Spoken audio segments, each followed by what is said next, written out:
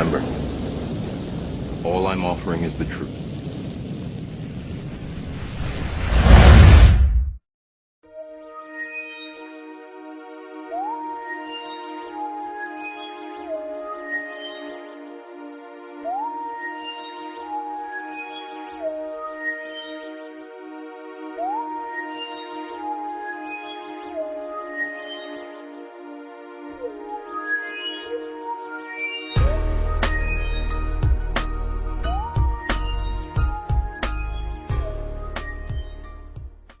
David Icke is one of the biggest liars, disinformation, bullshit artists that ever lived.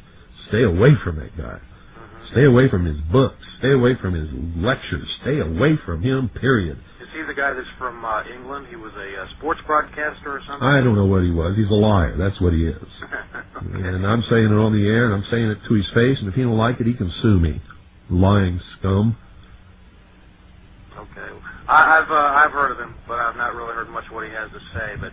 Oh, according to him, Queen Elizabeth goes down in the dungeon in Windsor Castle and changes into a giant lizard. That does sound pretty far out. And it's the lizard people who disguise themselves as humans who are really running the world. And I can't believe how many millions of people are falling for this bullshit. And believe it. Jeez. I mean, it's disgusting. Makes me just want to go out and strangle somebody. Well, what did P.T. Barnum say, you know? Oh, God. Yeah, but I always thought he was talking about entertainment. I didn't know that this was going on in the real world. I don't think a lot of people know the difference, Bill, between entertainment and the real world. I have discovered that was the greatest letdown that I've ever had in my life, was to discover that the American people are exactly what the Illuminati think they are. Exactly right. Stupid animals. I think you're right. Sheep. Thanks, Bill. Good night. You're welcome. Thanks for calling.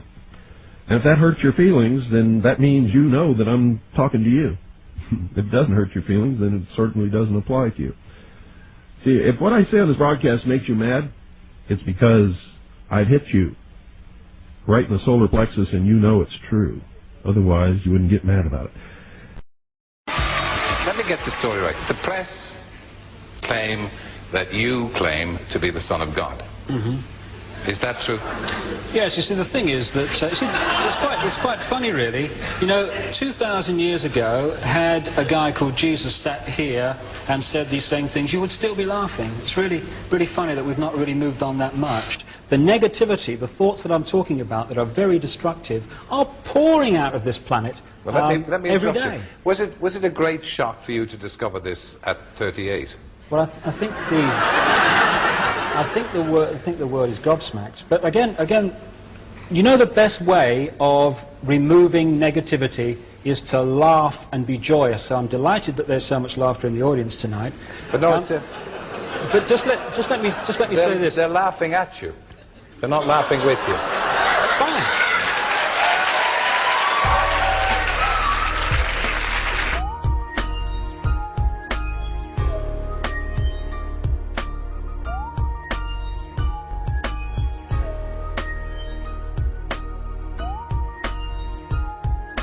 Because you're operating from a place of ignorance, and until you change that, you're going to be bumbling around, bumping into each other, saying and doing the wrong things, not understanding the nature of your enemy. And if you don't understand the nature of your enemy and the weapons they use, you cannot fight that enemy. You can't fight the battle. You shouldn't even be on the battlefield. That's why you're losing the war. And don't tell me you're not, because I'm in a place of great knowledge about who's winning and who's losing this war. And I can assure you, you're losing the war.